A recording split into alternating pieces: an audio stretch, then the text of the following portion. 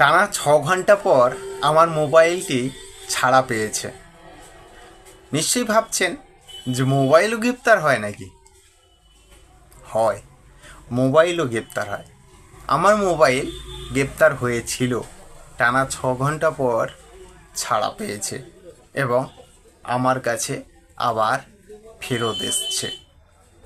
কি হয়েছিল ঘটনাটা অবশ্যই বিস্তারিত আলোচনা করব, তার জন্যই আজ ভিডিওটা। কাল অর্থাৎ 20 জুলাই আমি টিফিন করতে বেরিয়েছিলাম। হঠাৎই দেখলাম যে কিছু প্রশাসনের লোক ফুটপাত পরিষ্কারের জন্য এসছেন। মানে ফুটপাত পরিষ্কারের জন্য বলতে ফুটপাতে কিছু দোকানদার আছে, তাদেরকে উঠে যেতে বলছেন এবং কালকে যাতে পুনরায় না আবার ওনারা বসেন সেটি বলছেন, এবং একজন অফিসার মাইকে অ্যানাউন্স করছেন। তো সেটি দেখে আমার খুবই ভালো লাগলো যে একটি ফুটপাত পরিষ্কার হচ্ছে এতদিন পর। সত্যি আমার খুব ভালো লেগেছে এবং আনন্দের সহিত আমি সেইটি ভিডিও করতে গিয়েছিলাম। আপনারা জানেন যে আমি ভিডিও করে থাকি টুকিটাকি। তো এবং কাকদ্বীপের যে বিভিন্ন আপডেটগুলো, যে কাকদ্বীপে ঘটে থাকা বিভিন্ন রকম ঘটে যাওয়া যে ঘটনাগুলি, তা আমিও আপডেট দিয়ে থাকি। তো সেই রকমই একটি আমি প্রশাসন থেকে একটা ভালো উদ্যোগ নেওয়া হয়েছে এবং প্রশাসন থেকে একটি ভালো কাজ চলছে, সেটি আপনাদের মাঝে তুলে ধরার জন্য আমি ভিডিও রেকর্ডটি করতে গিয়েছিলাম। তো আমি খুশি হয়েছিলাম। তো সেই খুশি আমি তখনই বুঝতে পারিনি যে সেই খুশি আমার জন্য কিছুক্ষণ পরে বিপদ আসতে চলেছে। কি ঘটনাটি ঘটেছে সেটি বলার আগে আমি আপনাদের কাছে ক্ষমা চেয়ে নিই যে ভিডিওটি আপনাদের কাছে প্রকাশ করতে পারিনি। আমি ভিডিওটি তুলেছিলাম আপনাদেরকে দেখানোর জন্য, প্রকাশ করার জন্য। তো শেষমেশ আমি আপনাদের কাছে প্রকাশ করতে পারিনি, তার জন্য আমি ক্ষমা প্রার্থী। তো ফিরে আসা যাক ঘটনাটিতে। তো আমি ভিডিও করছিলাম, তো একজন হঠাৎই অফিসার এসে আমার ভিডিও বন্ধ করে এবং আমার মোবাইলটি ছিনিয়ে নেয় আমার হাত থেকে। তো উনি রীতিমতো ছিনিয়ে নিয়ে চলে গেছেন এবং আমি ওনার কাছে অনেকবার রিকোয়েস্ট করেছি যে স্যার, আমি ভিডিওটি করছিলাম ভালোর জন্য, তা আমি কোনো খারাপের উদ্দেশ্যে আমি কিন্তু ভিডিওটি করিনি। তো প্লিজ আমার মোবাইলটি ফেরত দিন, এবং যদি আপনার মনে হয় যে ভিডিওটি করা আমার ভুল হয়েছে, খারাপ হয়েছে, তাহলে আপনি ভিডিওটি ডিলিট করে দিন। ভিডিও ডিলিট করে আমার মোবাইলটা আমাকে ফেরত দিন।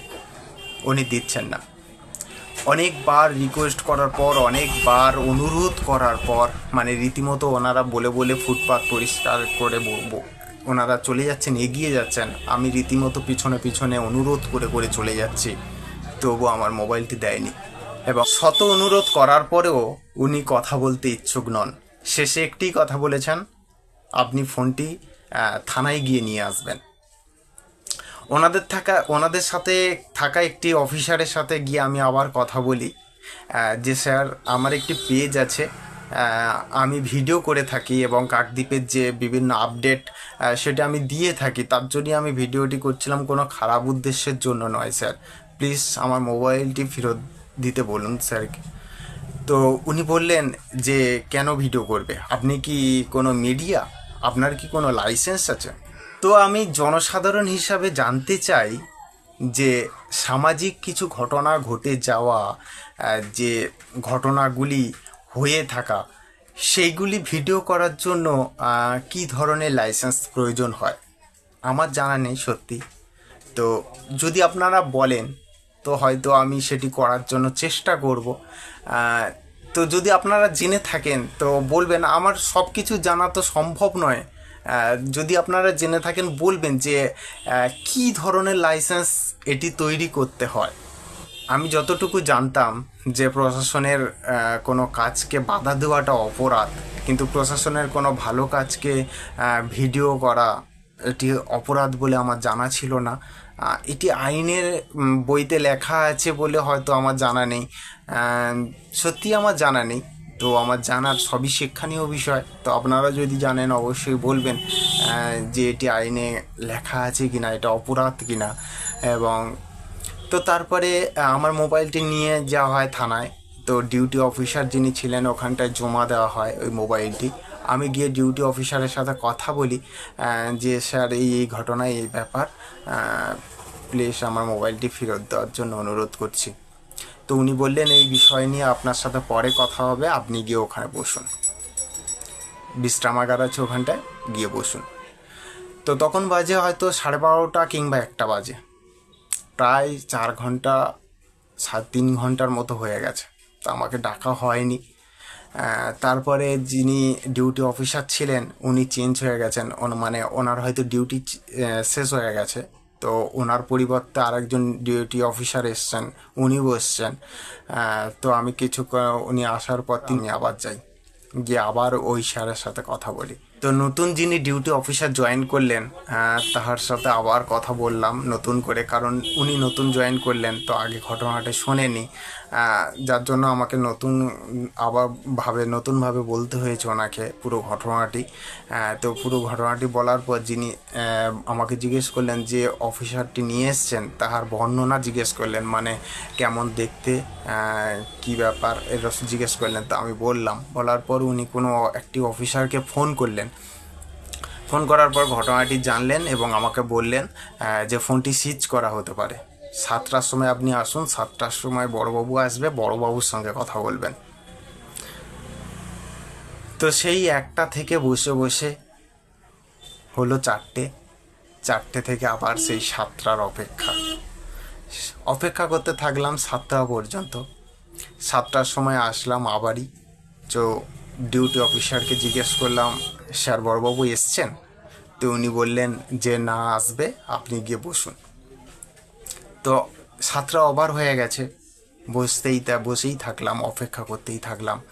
তো হঠাৎ 7:10-15 বললেন মোবাইলের ব্যাপারে কে এসছেন আসুন। তো আমি গেলাম। তো বললেন উনি 10 মিনিটের মতো আসবেন, আপনি গিয়ে বসুন, কোথাও যাবেন না। আমার বাবা এদিক ওদিক অনেক জায়গায় ফোন করেছে। এদিক থেকে বলবো আমার ফ্যামিলি অনেকটাই সাপোর্ট করেছে আমাকে। তো তারপরে ঠিক 7:25 মতো বাজে আমাকে ডাকা হলো।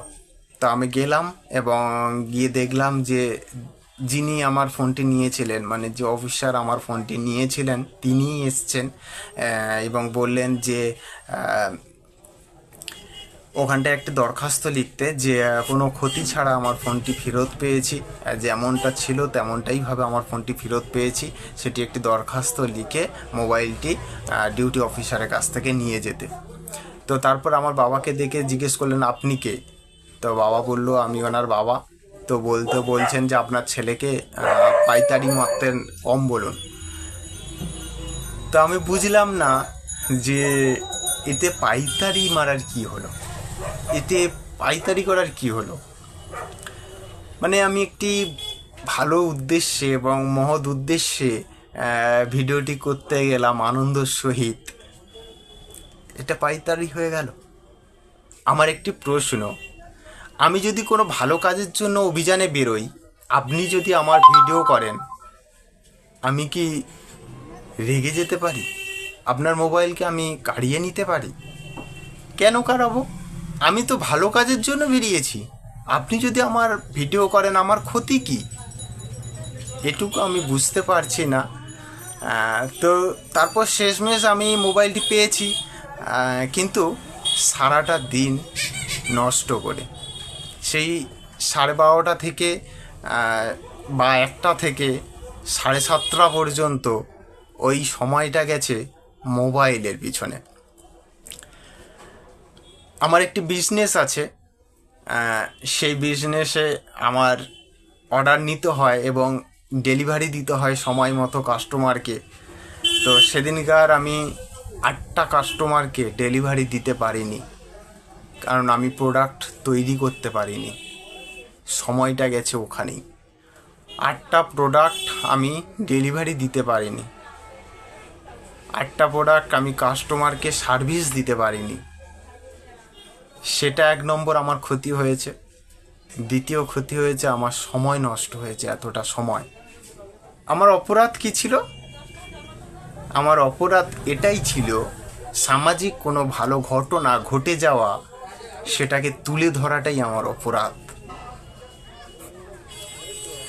আপনাদের কাছে ক্ষমা প্রার্থী, এই ভিডিওটা প্রকাশ করতে পারিনি।